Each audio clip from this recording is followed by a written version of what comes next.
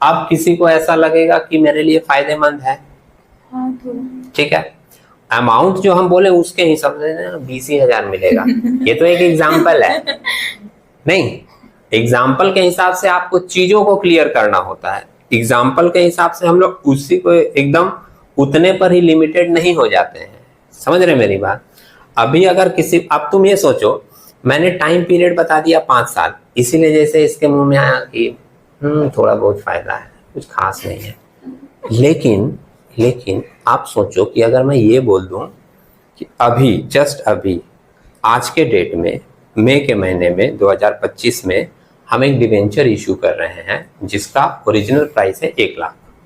लेकिन अभी मेरा इशू प्राइस इसका डिस्काउंट में होगा 80,000 में, और नेक्स्ट ईयर मई के महीने में ही, मतलब जस्ट 1 साल के बाद हम इसको रीपेड कर देंगे और फुल वैल्यू 1 लाख लौटा देंगे। अब तो लगेगा ना कि 1 साल में 20,000 का फायदा होगा, और 1 साल में 20,000 का फायदा हो गया, वो भी लेस रिस्की जोन में, क्योंकि रिस्क तो है नहीं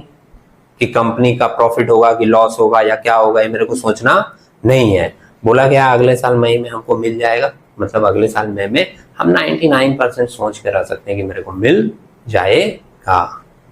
समझ रहे हो। अब तुमको दिखा कि फायदा ज्यादा है तो लोग परचेस करेंगे। टाइम पीरियड जब 5 साल का बोल दिए तो जैसे ना कुछ तो फायदा नहीं है, लेकिन वो क्या है, एक एग्जाम्पल था ये बताने के लिए कि इस तरह का डिवेंचर जनरली इशू किस में होता है, डिस्काउंट में, और जब रीपेमेंट फुल वैल्यू में होगा तो जो तुम्हारा गैप है, जो पार्ट एक्स्ट्रा मार्जिन है, वही तुम्हारा क्या होगा, फायदा होगा।